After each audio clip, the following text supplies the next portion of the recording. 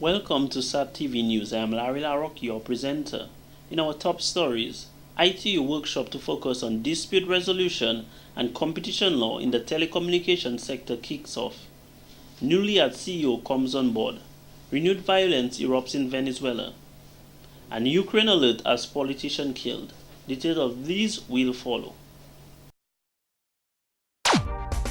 The wheel of change is here at SAT. New and exciting rewards just for you. SAT customers simply pay your bill and get the new Loyalty Plus plan for free. That's 26 channels absolutely free for a limited period. Yes, you heard me, free. And if you do pay your bill, you'll have a chance to win big with SAT TV. Up to $15,000 in prizes are up for grabs. 7-inch tablets, BlackBerry smartphones, food vouchers, and much more. Get more from SAT TV, the people's choice. SAT terms and conditions apply. Taking care of my family is important to me. Appliances from Quartz makes it a lot easier. So come in today and get this Mabe 30-inch cooker for $1,699 cash or $20 weekly. Whirlpool washer for $2,299 cash or $27 weekly. Don't wait. At Quartz, you get the world's best brands at the best prices. I love that, and you will too. Quartz, bringing value home. Welcome back. 1 year following the death of her father, Mr. Kurt Hector, former national football coach Ms. Kelly Hector says it is difficult to cope with his death, especially as the two shared a very close relationship. She noted the process of healing has been very slow. My father was my breadwinner. He was the one taking care of me. It was he and I who lived in the house. And seeing that I had to look to him for everything for as long as I can remember, and that's not there anymore. That was a big change. Miss Hector, an only child, was raised by her father and grandmother. She said it was only when her father passed away in the tragic accident on Friday, April 19, 2013, that she and her mother developed a stronger bond. She revealed that she saw her father as perfect in every way and he was her role model. I never witnessed my father being vulnerable at any time. He's been in accidents before, football, vehicular. So seeing him just laying there lifeless, it was like everything we used to do and everything leading up to that day just came to me as a meaning, because for the first time in a long time, the day before we went and we spent the entire day together as soon as I left school. And at the time it was unusual, but I didn't really pay it any attention. I like KFC. We went to KFC, we sat and we eat KFC, and my father didn't like KFC. So after when I saw him, then I was like, I guess that was everything. Miss Hector stated she will never be able to move on from her father's death. I still see him at night. My room in La Plaine is full of his stuff. I don't want it to go anywhere. So even if it kind of prevents me from sleeping off and on, but I just don't want it to go anywhere. So I don't think I will ever come to that realization. I mean, I know that he's gone. I know that he wouldn't come back, but I will not let go. Miss Hector, who now lives with an aunt, says it is difficult to ask family members for things she needs, so she tries her best to do as much as possible for herself. It is her wish that her father be remembered for his significant contribution towards sports nationally and regionally, and for the great father he was to her. She graduated from the Dominica State College DSC with an associate degree in English in March of this year.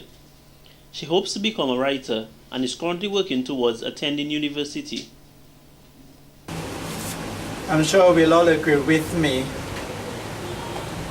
that the words spoken in the scripture passage was fulfilled in the life of Mama Jo. I'm sure your presence here this morning is attesting to the fact that she really made Jesus come alive among us. Satan should born, no trial should come. Let this rest assurance control. The morning of Tuesday, April 22nd was one of remembrance for colleagues, friends, and family of the late Theodora Mammy Jo Joseph, as they all gathered at the Adult Education Division to pay tribute to Mammy Jo. Mammy Jo was described as many things: teacher, friend, mother, and in many ways caring, loving, and positive. We came together because we needed to. We wanted to do something. She went, I went, we went together to check, to visit, to analyze the needs. She showed concern, she cared. We sat, we discussed, we deliberated, we planned, we organized, we recruited, we trained and implemented. Why? For whom? Our people, our country, our beloved nation, Dominica. The morning was filled with emotion as hearts poured out and feelings rose to the surface. Stories were told and experiences shared, but in the end, these powerful words were left with us all. Let the rest of us stop talking, and stop working and contributing for the development of our country. May God give you long life and peace. And may I see you in the next resurrection. Amen. A very important workshop got underway on the morning of Tuesday, April 22nd, 2014 at the Fort Young Hotel. The International Telecommunications Union ITU workshop was held under the theme Dispute Resolution and Competition Law in the Telecommunications Sector. Speaking at the opening ceremony, Honorable Ambrose George, Minister for Information, Telecommunications and Constituency Empowerment, stated there needs to be more unity as it relates to the telecommunications industry. He said only when this is done, all stakeholders can mutually benefit from the liberalization process which started over a decade ago. Indeed, I am not the least surprised that this important workshop on dispute resolution and competition law is now taking place in Dominica when one considers the history of the sector here in this country over the past or the recent past. You would have heard of the pioneering struggle, legal maneuverings and litigations between Mapping Telecoms and the then Cable and Wireless Dominica for interconnection, which led to the complete liberalization of the sector regionally.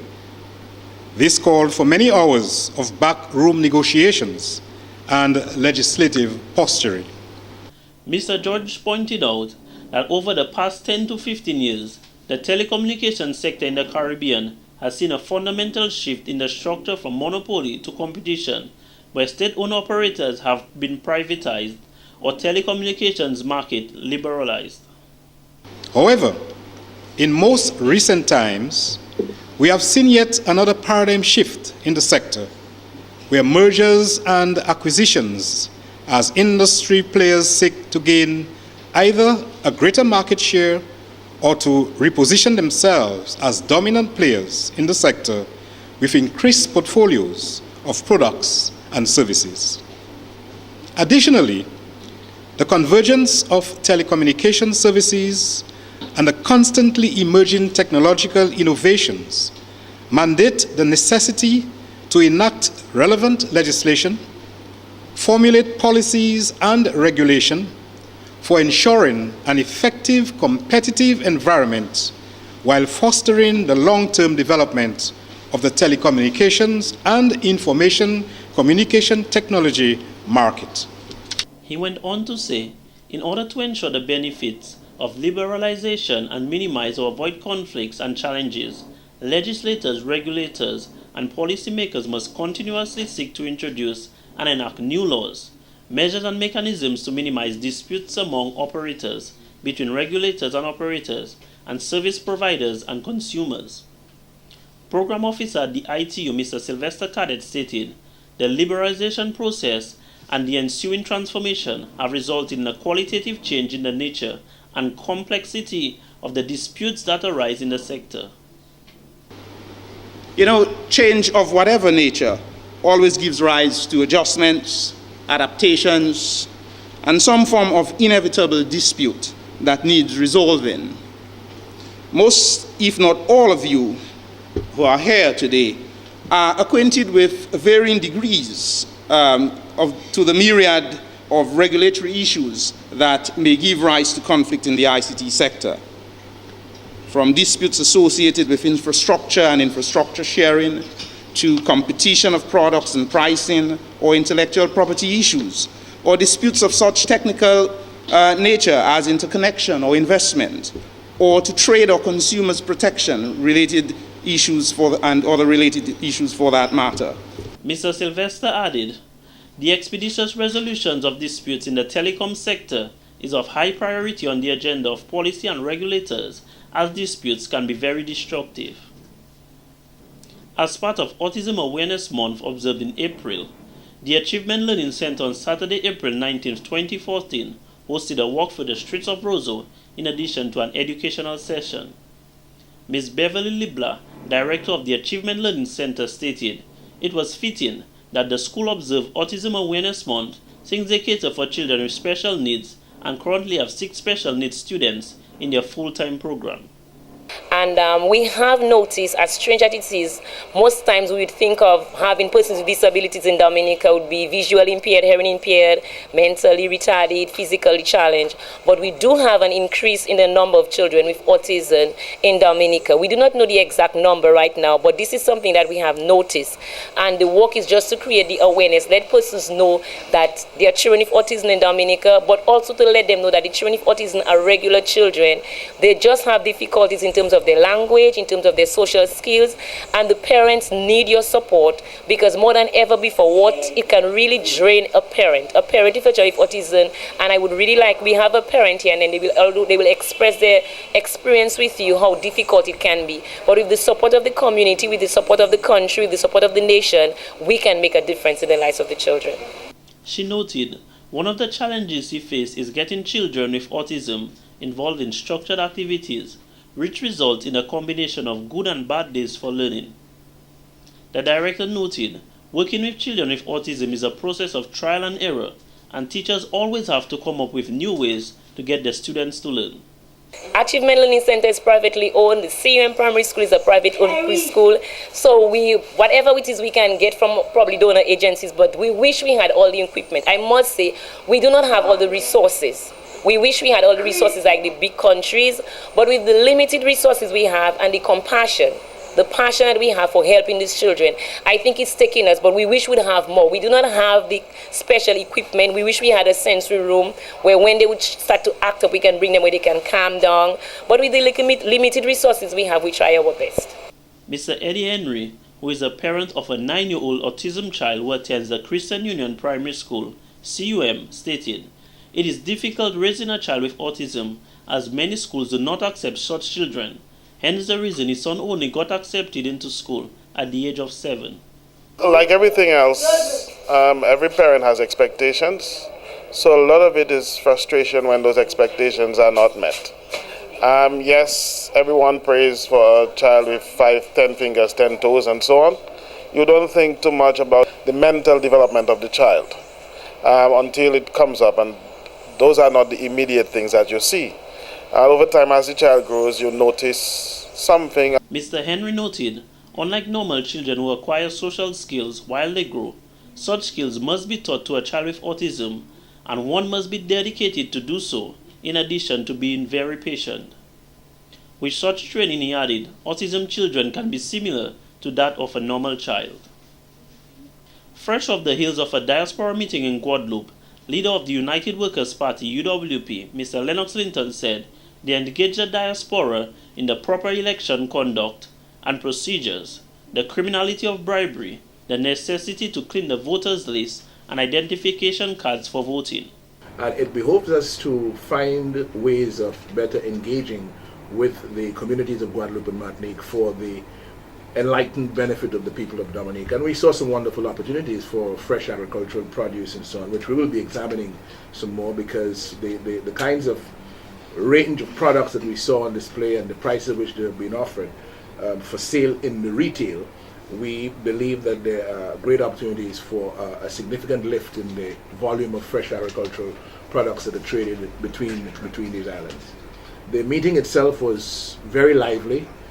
We were able to do our normal situation analysis, along with, as we said, the focus on the reality of where we are in terms of the electoral conduct and procedure. He said the party sees it fitting to engage the diaspora as part of their responsibilities of building of a team of Dominicans across the globe that can work together. Meanwhile, candidate for the Grand Fort Rivière-Sud constituency, Dr. Thompson Fontaine, says the party strongly believes the diaspora should be active in the development of Dominica and not only restricted to their vote. What they're trying to impress upon the people living overseas is that if they qualify to vote legally and that they want to vote, they should do so on their own free will. And that's the message that we took across to Guadeloupe, a message that was well received, a message that was well appreciated by those who were in attendance. I think they understand that we need to respect the electoral process here in Dominica. Dr. Fontaine noted a lot more can be done as it relates to trading with the neighboring French islands, and this is an area the party intends to work on. He says the members of the party left with the satisfaction that the objectives were achieved, and many of the participants pledged a commitment to help the UWP in the development process of Dominica. And in court news, Walsh Pascal of Didier Lane Goodwill and Francis Talbot of Bellevue Chauffeur, who were jointly charged for disorderly conduct at Fields Lane in Roseau on April 16, 2014, have each been left to pay separate fines, one for wounding and the other for assault. According to the facts of the case, Talbot was installing a music system on a bus when Pascal approached him and asked him about an outstanding balance of $700 Talbot owed him for some time. Talbot, who Pascal said had been giving him the runaround, told him nothing yet. Pascal reportedly got enraged and approached Talbot with a stone, holding it in his face and saying, "You don't want to pay me, my brother?" The men then started fighting.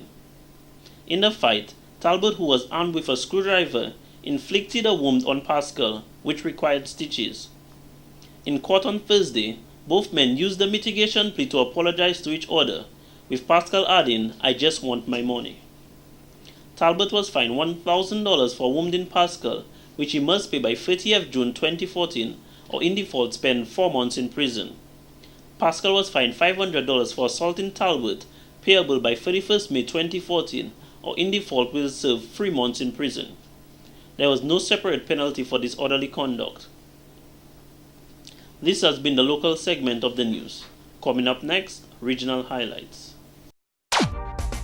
The wheel of change is here at SAS. New and exciting rewards just for you. SAS customers, simply pay your bill and get the new Loyalty Plus plan for free. That's 26 channels absolutely free for a limited period. Yes, you heard me, free. And if you do pay your bill, you'll have a chance to win big with SAT TV. Up to $15,000 in prizes are up for grabs. 7-inch tablets, BlackBerry smartphones, food vouchers, and much, much more. Get more from SAT TV, the people's choice. SAT terms and conditions apply.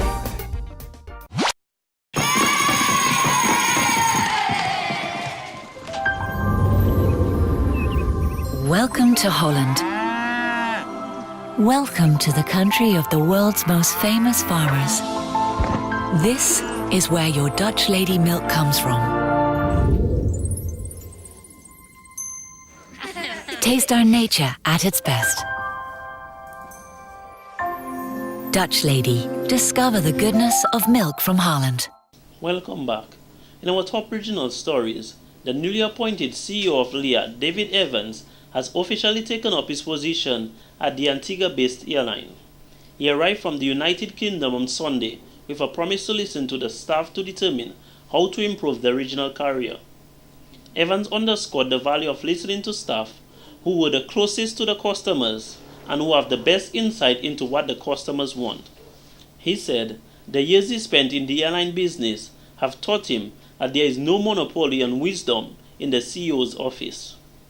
Evans was responsible for the Caribbean when he was area manager for British Airways, announced his plans to begin his duties by listening to the shareholders, staff, the customers, and stakeholders who definitely know the airline much better than he does. Evans has more than 35 years of experience in senior roles within the aviation industry. He assumes the chief executive responsibilities from Mrs. Julie Riffer-Jones, who has been acting CEO since the resignation of Mr. Ian Brunton in September of 2013. In more regional news, violence erupted again over the weekend in the Venezuelan capital of Caracas between police and opponents of President Nicolas Maduro. Police responded with tear gas and water cannons to Molotov cocktails thrown by demonstrators. Mass protesters burned effigies of Maduro after a rally called Resurrection of Democracy. Some 41 people have died in the violent protests since February and hundreds have been arrested. Many of the protesters say they will not stop until Maduro resigns.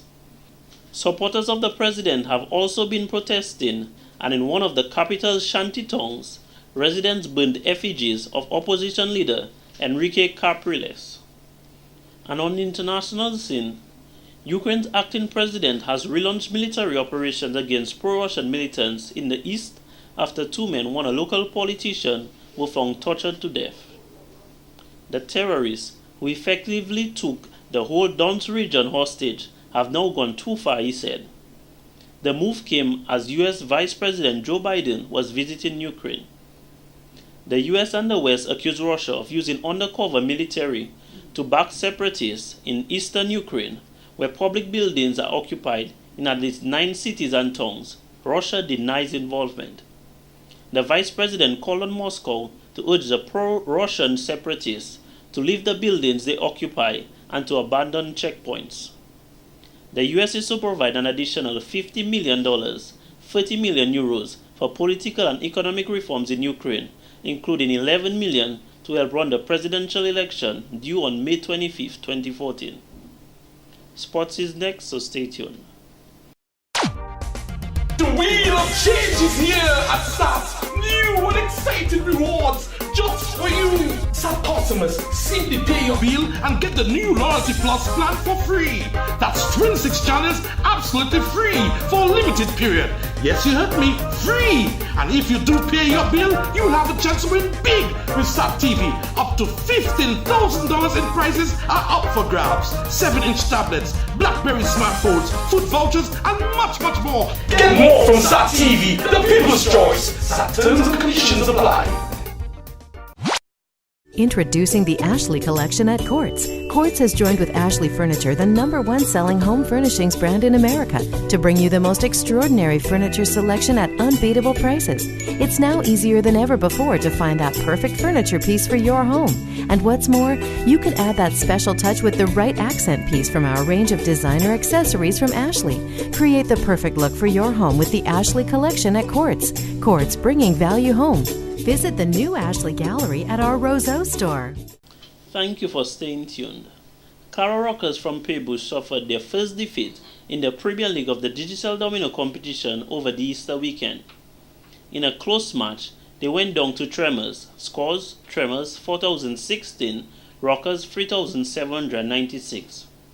Sting was destroyed by Zaman Garment Public Enemies. Scores: Enemies 4012, Sting 2926, Lagon 4008, Mount Zion 3182, and Swansea edged out Tongue Network Stars. Scores: Swansea 4002, Stars 3881.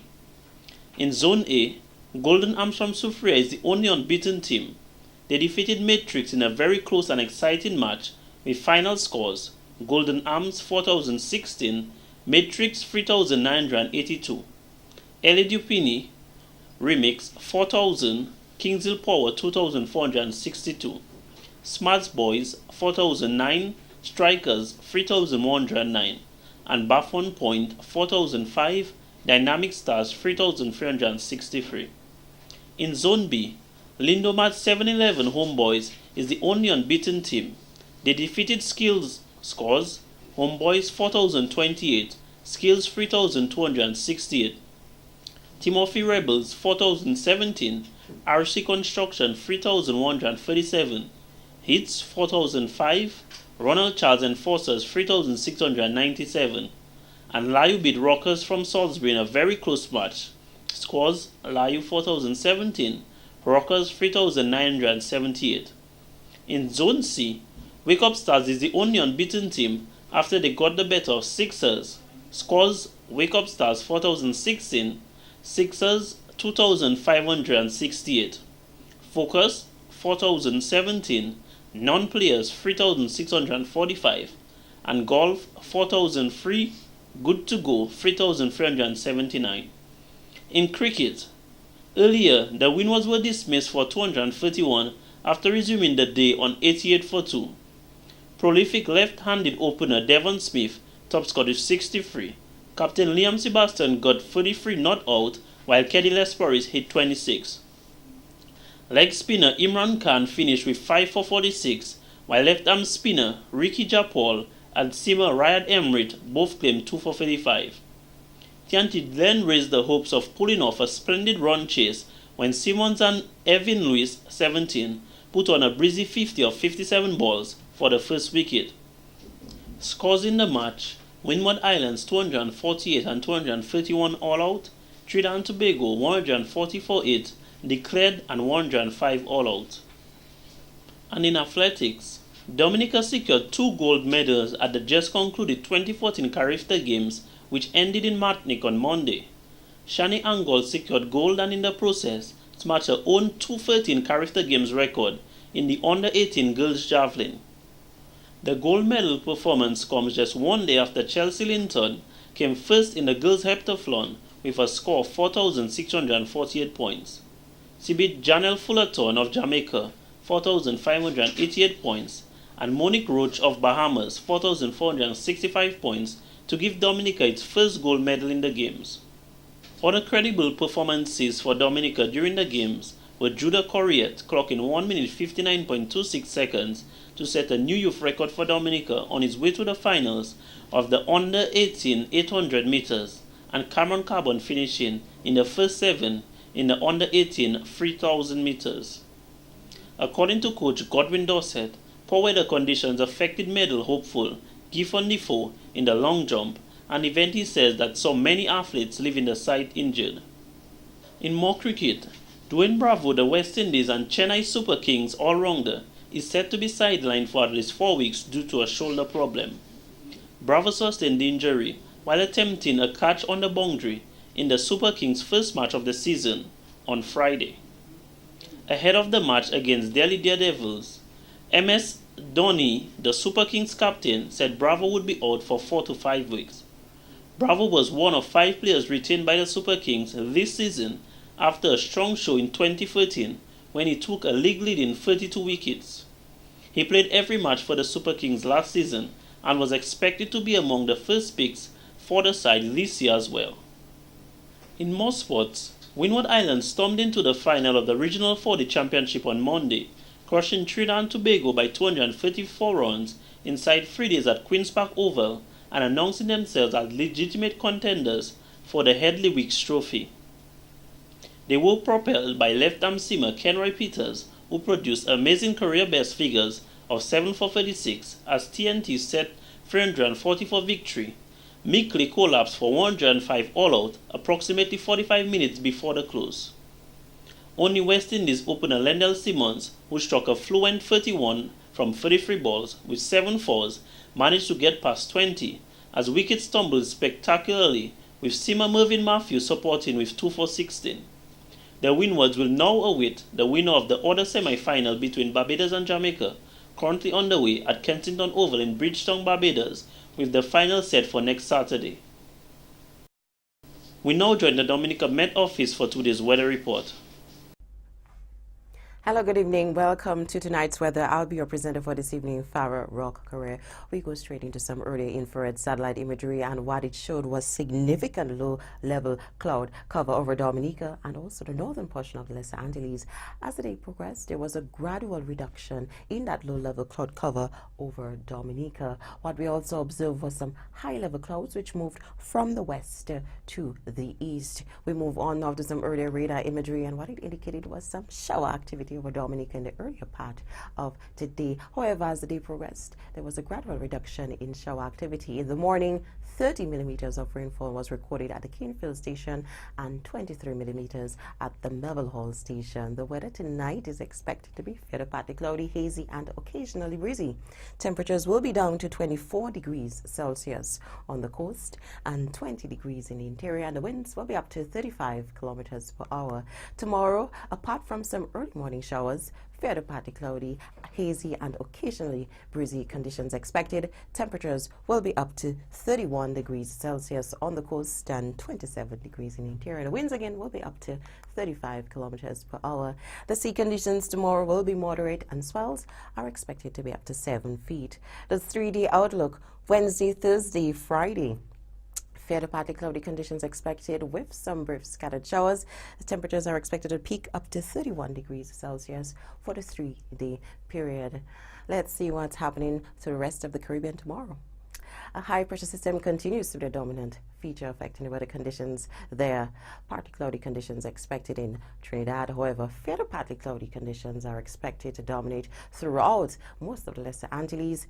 Temperatures in the southern portion of the islands are expected to peak up to 30 to 31 degrees Celsius. However, in the leewards, they are expected to peak up to 29 degrees Celsius. St. Croix and Puerto Rico are expecting some partly cloudy to cloudy conditions, and temperatures there will peak up to 32 degrees Celsius.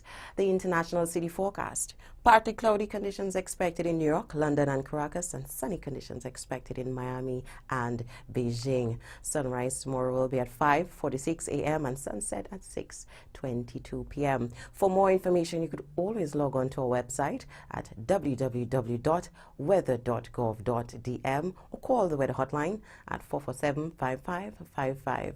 Join us tomorrow evening for your next weather broadcast. Thank you.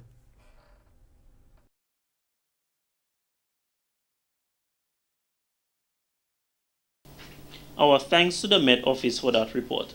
And now this takes us to the end of our newscast for the evening. When we return, a recap of the headlines. The wheel of change is here at SAS. New and exciting rewards just for you. SAS customers, simply pay your bill and get the new Loyalty Plus plan for free. That's 26 channels absolutely free for a limited period. Yes, you heard me, free. And if you do pay your bill, you'll have a chance to win big with SAT TV. Up to $15,000 in prizes are up for grabs. 7-inch tablets, BlackBerry smartphones, food vouchers, and much, much more. Get more from SAT TV, the people's choice. SAT terms and conditions apply.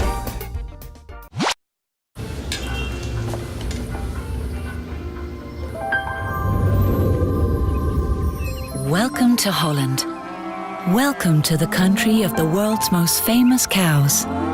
This is where your Dutch lady milk comes from.